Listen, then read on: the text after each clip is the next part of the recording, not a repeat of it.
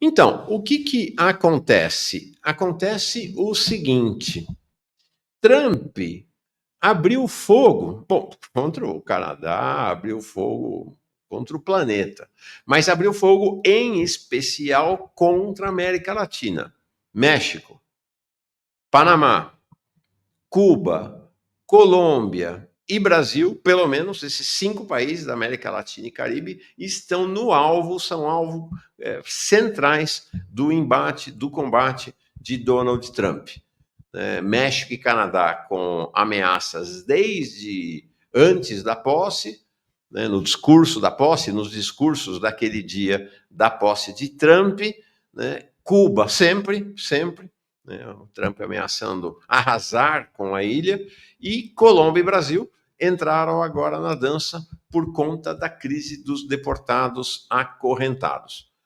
A crise, deixa eu dar um desenlace, primeiro desenlace da crise que aconteceu ontem à noite, e aí voltamos atrás para contar tudo o que aconteceu. Então, ontem à noite, chegou-se a um acordo entre o governo da Colômbia e o governo dos Estados Unidos, segundo o qual a Colômbia vai aceitar os deportados. Nenhum país disse que não vai aceitar, né? Todos os países, México, Brasil, Colômbia, Honduras, todos os países vão aceitar. A questão são as condições. A questão são as condições.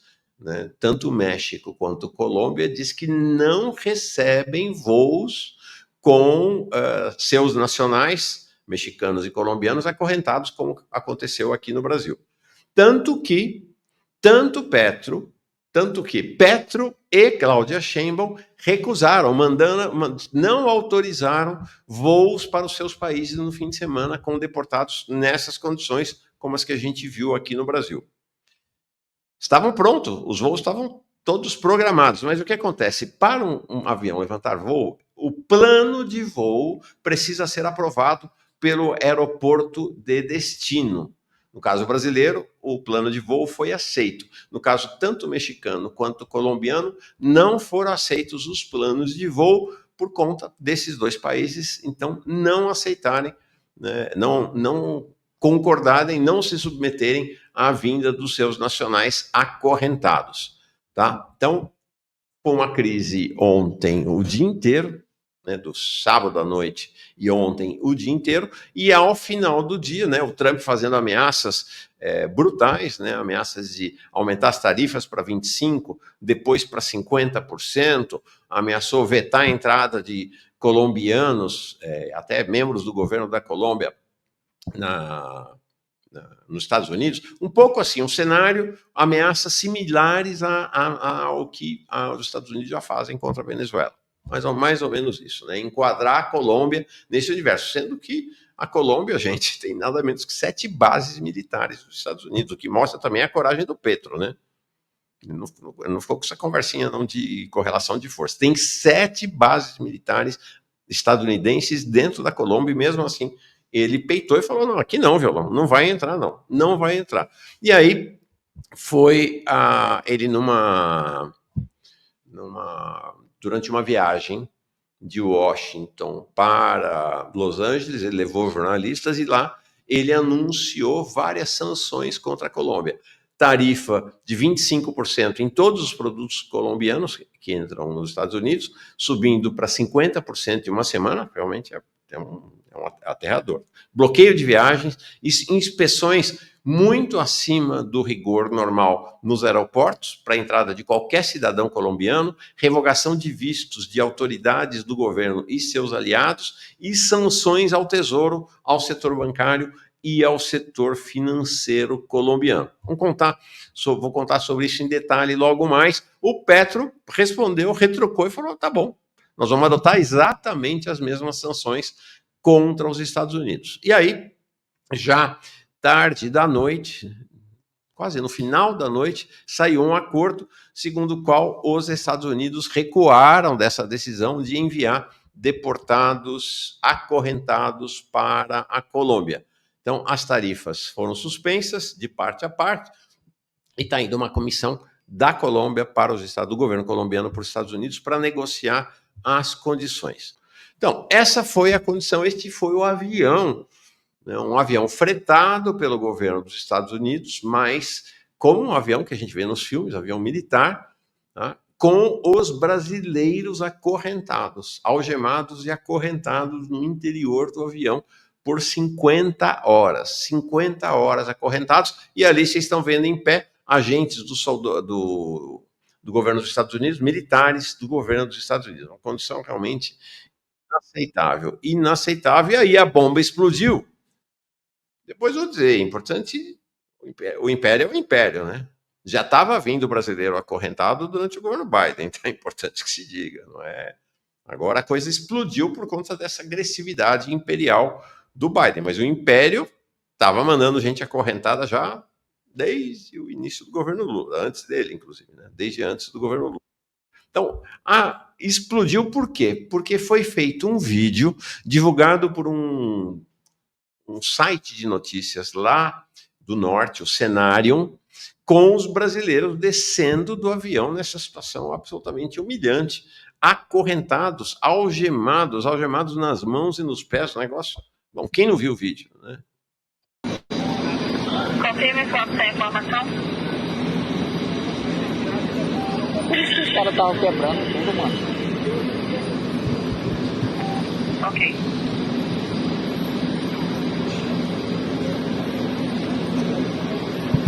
Humilhante, né?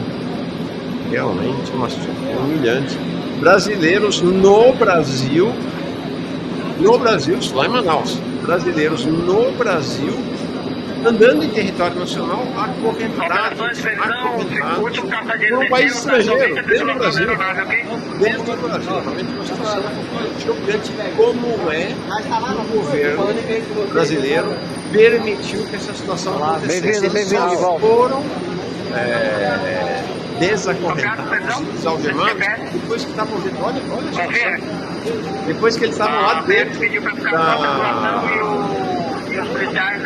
do prédio do aeroporto. Todos os passageiros já desceram. Ok, gente. O governo e as Forças Armadas brasileiras não, é importante dizer, não exigiram que eles descessem do avião desalgemados. Eles entraram algemados no espaço aéreo brasileiro, portanto, desde que o avião cruzou o espaço aéreo brasileiro, eles já estavam no Brasil. E tem uma versão falsa de que o governo brasileiro não sabia dessa situação. Não é verdade, o governo brasileiro sabia, tanto que México e Colômbia não aceitaram os planos de voo dos Estados Unidos, porque todos sabiam que eles sairiam algemados, tá? Na verdade, a reação foi devido a esse vídeo que viralizou, que explodiu no país, né? Explodiu aqui no Brasil, teve repercussão internacional e mais, né? Eles foram torturados. Então, agentes de um governo estrangeiro, gente, isso aí na ditadura, né? Lá no início da ditadura, quando agentes da CIA vinham ao Brasil, o mais famoso deles, Damitrione, para ensinar a repressão aos militares brasileiros técnicas de tortura. Desde então, não havia no Brasil agentes estrangeiros torturando, prendendo, algemando, e pior, torturando brasileiros em território nacional. Foi o que aconteceu.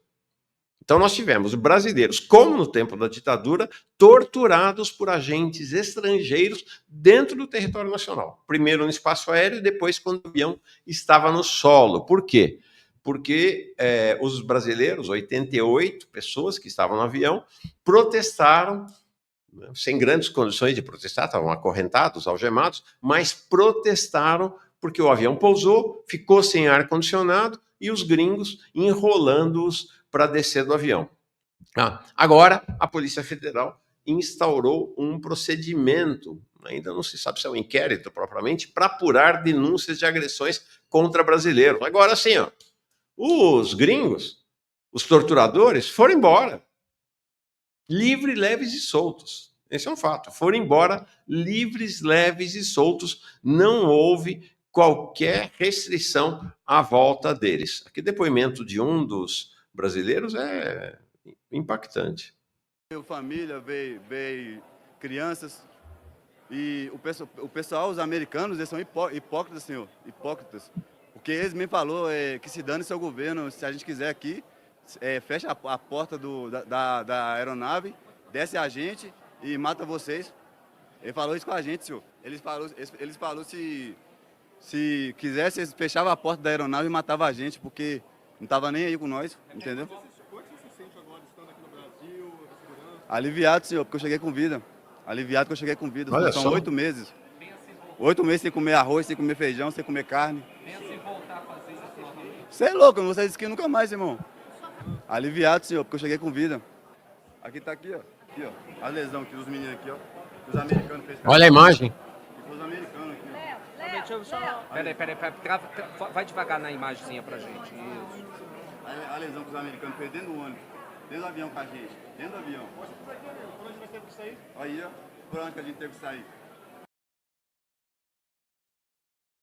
Alguém aqui dizendo que eu estou delirando, achando que as Forças Armadas poderiam fazer alguma coisa. Bom, se as Forças Armadas brasileiras não poderiam tomar uma atitude com brasileiros sendo torturados em território brasileiro, dentro do aeroporto brasileiro, então as Forças Armadas realmente não podem absolutamente nada nesse país. Olha aqui os depoimentos. Eles bateram na gente algemado. A gente estava algemado e eles bateram na gente porque a gente estava com calor e a gente não queria ficar dentro do avião, contou o Vitor Gustavo da Silva, 21 anos. O inferno, ali foi uma tortura. Esses são relatos de vários dos torturados pelo governo dos Estados Unidos, né? Na verdade, eles foram torturados pelo governo Trump, pelo governo dos Estados Unidos. Eles foram torturados pelo Império estadunidense, em território brasileiro. 50 horas com braço, barriga e pés acorrentados. Braços roxos, pernas roxas, algemas o tempo todo. Foi uma situação muito crítica, sim, coisa de filme, relataram alguns deles. Muito chocante. Então, agora, importante que se diga, a situação com o Trump está muito agravada, muito agravada. Há uma confrontação aberta dele com o planeta, né, uma ofensiva do fascismo a partir dos Estados Unidos em nível planetário. Agora é importante que se diga, o império é o império desde sempre, né? Então aqui, ó, o governo Lula recebeu 32 voos de deportados dos Estados Unidos durante o governo Biden. Olha a lista aqui. 1.418 em 2023, 2.142 em 2024, então 14 voos em 23, 17 voos em 24 e um voo em 2025 antes desse, né? Um voo em 2025 durante o governo Biden, tá? Em 10 de janeiro, o Biden ficou no poder até 20 de janeiro. E olha, algemados, né? Algemados. Agora, a crise estourou agora, mas isso já existia. Mestre Manuel Domingos Neto, que esteve aqui com a gente na sexta-feira, lembra-se? É um dos maiores especialistas na questão militar no Brasil, né? Um decano, como a gente diz, né? Dos mais antigos do tema militar no Brasil. Ele soltou essa nota ontem, no final da tarde. Agentes de Trump agrediram e humilharam brasileiros em solo brasileiro. Não foram presos, pelo que sei. De fato, não foram, já foram embora do Brasil, inclusive.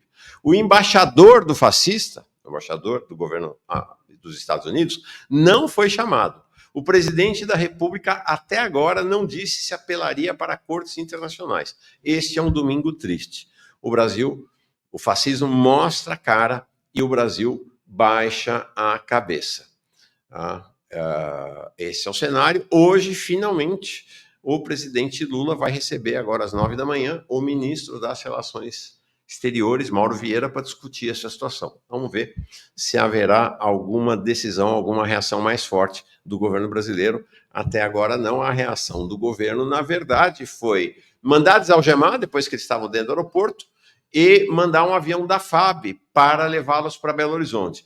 A maior parte desses deportados são de Minas Gerais. Então, por isso que o destino final do voo era Belo Horizonte, né?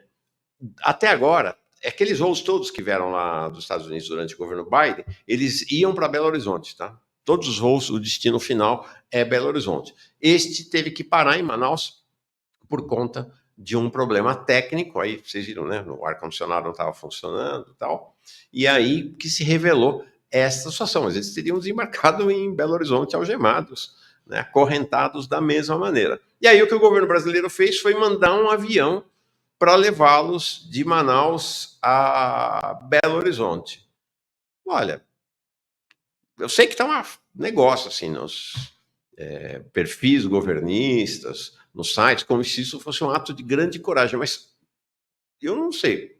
Mas é ato de coragem o governo brasileiro mandar um avião no território brasileiro para levá-los de Manaus a Belo Horizonte, ou é o mínimo que se pede? Tá? Lá em Belo Horizonte eles foram recebidos, e aí teve realmente uma série de vídeos de propaganda do governo. Pode suportar a violação dos direitos humanos. E o que aconteceu nesse voo foi a violação dos direitos dos brasileiros. Tá aí. E aí tem um vídeo, então, sobre a recepção que Macaé Evaristo, a ministra de Direitos Humanos, fez aos brasileiros lá em Belo Horizonte. Então, a situação ontem foi de grande tensionamento, porque o Petro, assim como a Cláudia Sheinbaum, mas ela de maneira mais discreta, o Petro de maneira pública e confrontando o Trump, disse que aqui não, violão, aqui não vai vir colombiano acorrentado não, e proibiu, assim como Cláudia Sheinbaum, que os voos saíssem do México, saíssem dos Estados Unidos, Cláudia Sheinbaum para o México e Gustavo Petro para a Colômbia. A reação do Trump foi virulenta, como eu falei aqui, ele impôs uma série de sanções à Colômbia, isso é uma característica, né, do poder imperial, né? Não faz, tome. Basicamente, uma ameaça de sanções que tornariam a Colômbia uma nova Venezuela na relação com os Estados Unidos, né? Então, tarifas de 25% para todo o produto boliviano que entrasse nos Estados Unidos, aumentadas para 50% em uma semana, bloqueio de viagem, inspeções rigorosas acima dos padrões internacionais e mesmo dos Estados Unidos para a entrada de cidadãos colombianos, revogação de vistos de autoridades do governo e aliados e sanções ao Tesouro, ao setor bancário e ao setor financeiro colombianos. Padrão Venezuela. Tá aí, né? São as medidas que Trump anunciou. É importante dizer que ele estava tomando essas medidas contra aquele país que foi, ao longo da história, o aliado mais tradicional dos Estados Unidos na América Latina. Então, estão aí as sanções. Petro respondeu, tá? Então, esse aqui é um dos tweets, foram vários tweets ontem, tanto dele quanto de Trump. Os Estados Unidos não podem tratar como delinquentes os migrantes colombianos. Isso é uma coisa importante, porque esses que estão sendo deportados, não é que eles sejam criminosos, como Trump fala, tenham cometido qualquer crime nos Estados Unidos. Eles eram só imigrantes ilegais. Eles não eram criminosos. Eles não assaltaram, eles não roubaram, eles não mataram. Não, eram só imigrantes ilegais, que são a mão de obra barata que sustenta os Estados Unidos. Vai lá ver se tem algum cidadão estadunidense que topa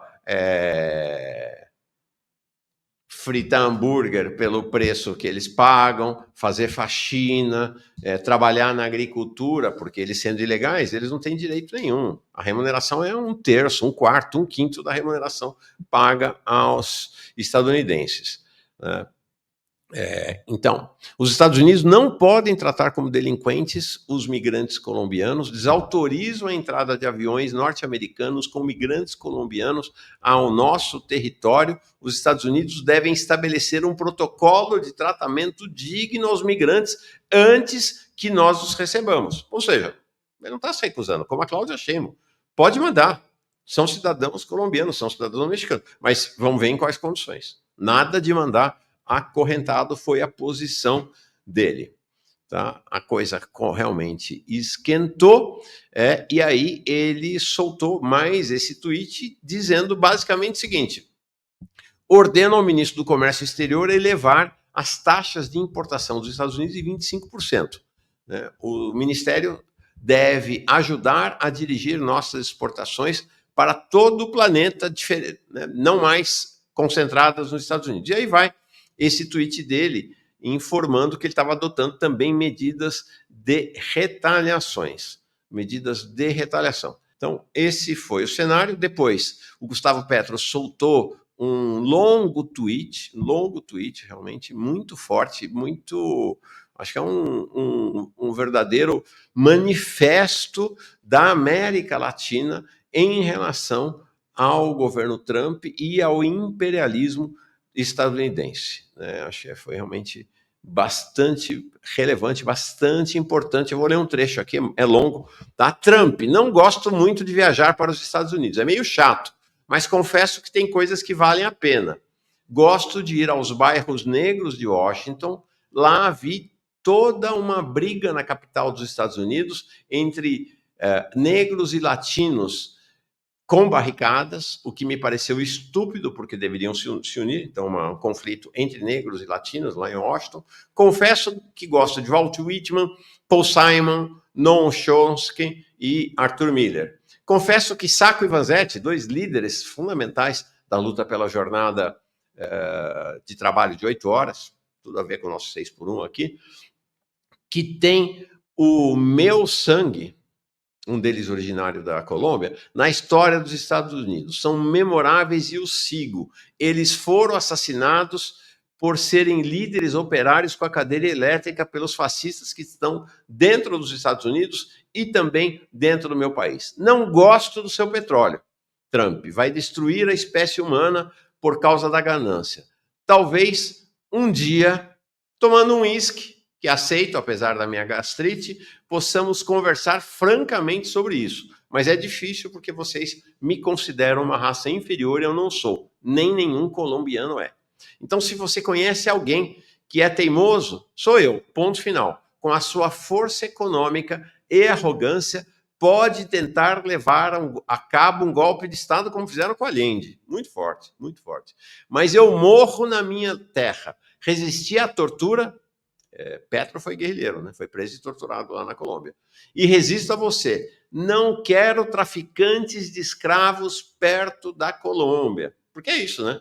O que nós vimos ontem, o sábado, foi um avião negreiro pousando no Brasil. Já tivemos muitos e nos libertamos das pessoas em condição de escravidão.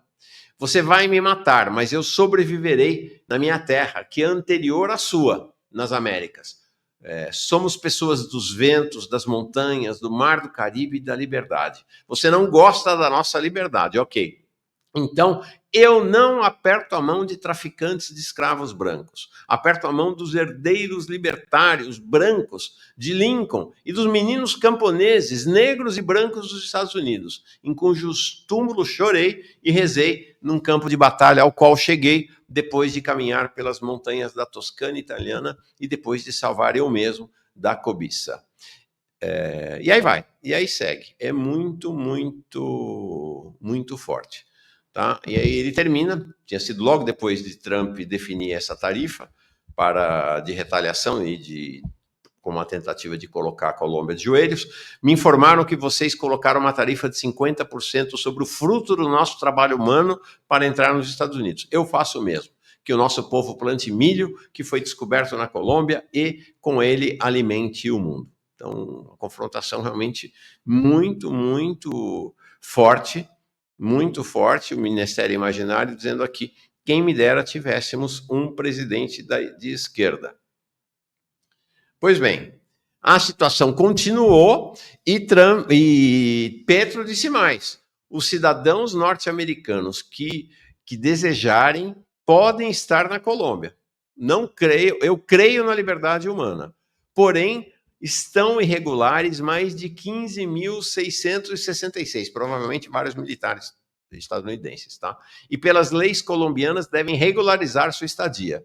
Não me verão jamais queimando uma bandeira gringa ou fazendo uma razzia, né, uma razia ou uma blitz, para devolver os ilegais aos Estados Unidos. Os migrantes ou aqueles que estão, cidadãos estadunidenses que estão lá em condição ilegal. Tá?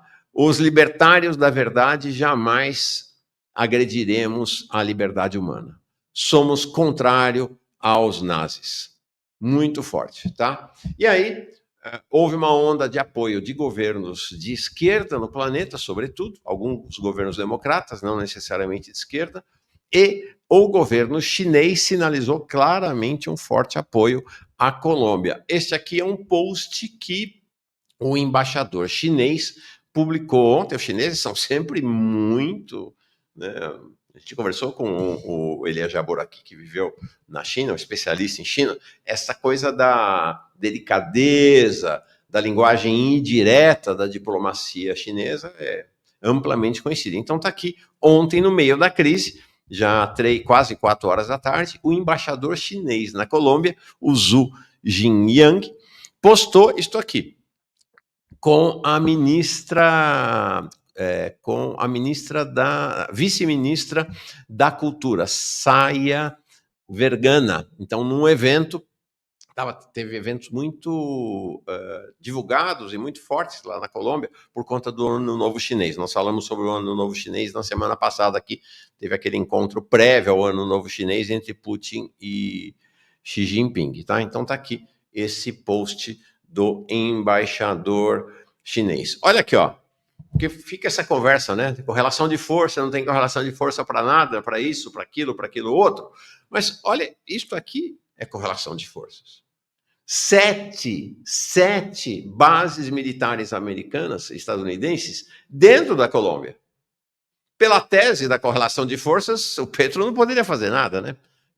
Não é uma questão só de maioria do Congresso, por sinal, nem maioria no Congresso tem, né? Não é só a minoria no Congresso que não dá para fazer nada, né? Eles têm 7 bases estadunidenses militares dentro da Colômbia. E mesmo assim, Petro confrontou o Trump até que no final do dia, ou no final da noite ontem, chegaram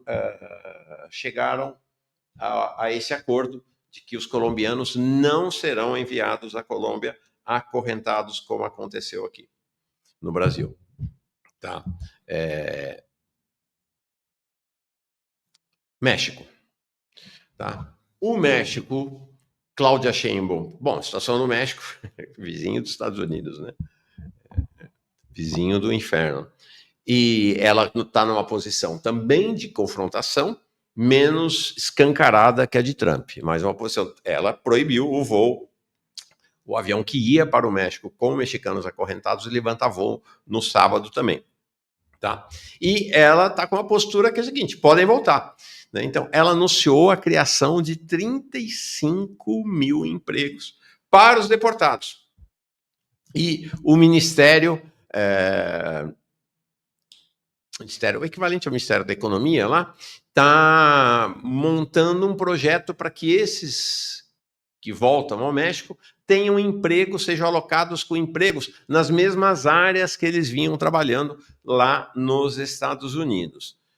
Correlação de força. Bom, correlação de força, gente, se a Colômbia tem 7 bases militares dos Estados Unidos, o México é vizinho, né? Tem um muro, tem o Trump ali gritando na fronteira contra o México. E mais, o México tem uma potência econômica menor que a do Brasil, né? O Brasil tem um PIB de 2 trilhões, um pouco mais de 2 trilhões já, o México 1,7 trilhão. Por sinal, relatamos aqui na sexta-feira o plano econômico mexicano para levá-lo à 10ª economia mundial, rivalizando com o Brasil, talvez até passando do Brasil, se esse plano acontecer. Um projeto muito, muito detalhado, muito detalhado.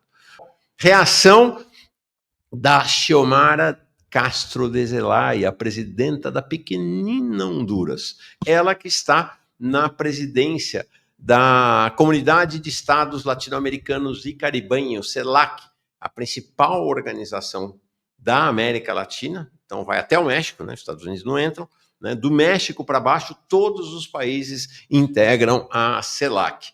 Tá? E ela é a presidenta, nesse momento, lá na CELAC. Ela convocou uma reunião em caráter urgente de presidentes e chefes de Estado da CELAC para quinta-feira que vem. Deixa eu me ver aqui, se não estou enganado, é isso mesmo. Dia 30 é quinta-feira que vem. Tá? Evidentemente, é uma reunião não presencial, claro, tá? Com 3 pontos de pauta: migração, meio ambiente e unidade latino-americana e caribenha. Muito forte os pronunciamentos de Xiomara, né? E, quer ver? Honduras, desse tamaninho. Tem base militar, olha a postura dela. Vale a pena. Un centavo. Por décadas mantienen bases militares en nuestro territorio que en este caso perderían toda la razón de existir en Honduras.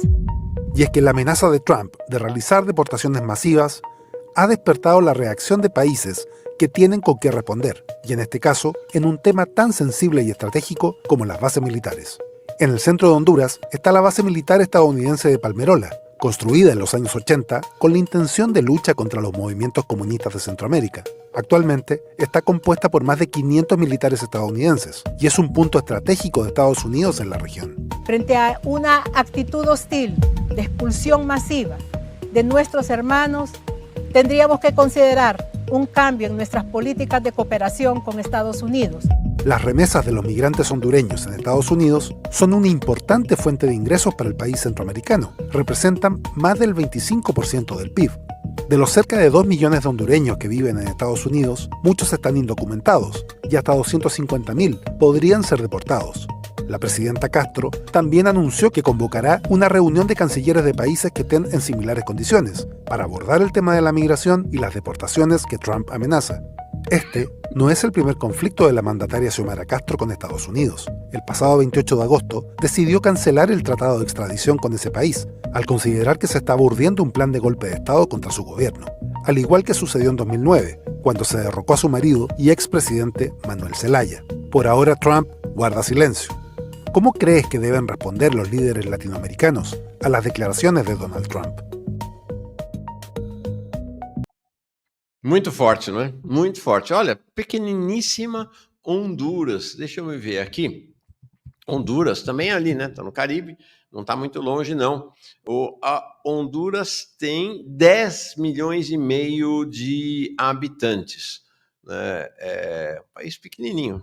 Pequenininho, mas valente, né? Pequenininho, mais valente. O PIB de Honduras... Esse desafio, porque tem essa história, sempre é correlação de força, correlação de força, correlação de força. Bom, e coragem, né? E determinação, e defesa dos interesses do povo de cada um dos países. Honduras tem 34 bilhões, é o PIB hondurenho. Sabe, o PIB brasileiro é 2,1 trilhões. E mesmo assim, né, Honduras reage fortemente, de maneira altiva, à tentativa de dominação do Império, tentativa não, né? Ao aprofundamento aprofundamento da agressividade da dominação dos Estados Unidos. Trump está dando tiro para diversos lados, não apenas para a América Latina, né? Nessa região toda das Américas. A Groenlândia não pertence às Américas, mas vejam que ela é a maior ilha do planeta, nesse mapa. Ela está neste universo próximo das Américas. Então, o que aconteceu? Trump fez uma ligação sábado para a primeira-ministra da Dinamarca, a Mette Frederiksen, dizendo o seguinte, que ele está determinado a tomar a Groenlândia. E ouviu da primeira-ministra da Nicarágua que a ilha não está à venda. A Dinamarca está numa posição como os países em geral, é o império, né? Tem essa história aí da decadência do Império Americano. Teve muita gente que cantou que os Estados Unidos estavam caindo porque elas estavam morrendo. Não é bem assim, né? A decadência do Império Romano demorou séculos. Os Estados Unidos é a maior potência militar do planeta e tem capacidade de causar enormes danos. Se os Estados Unidos invadem a Dinamarca, alguém acha que vai ter uma guerra mundial, vai ter uma reação? É claro que não. Eles têm o poder militar. Têm o poder militar. Mesma coisa, se forem para cima de Honduras, invadir Honduras, vai ter guerra? Então a situação não é fácil, não é fácil. Não é fácil, a correlação de forças não é fácil. Mas...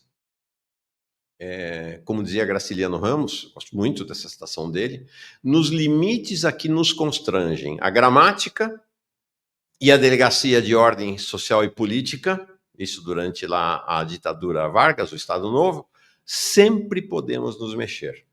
A correlação de forças existe, mas ela não pode ser a determinante absoluta da reação da ação de qualquer pessoa ou país, né? E é isso, a Dinamarca está lá resistindo à pressão dos Estados Unidos, à pressão de Trump, tá? Bom, mais uma, né?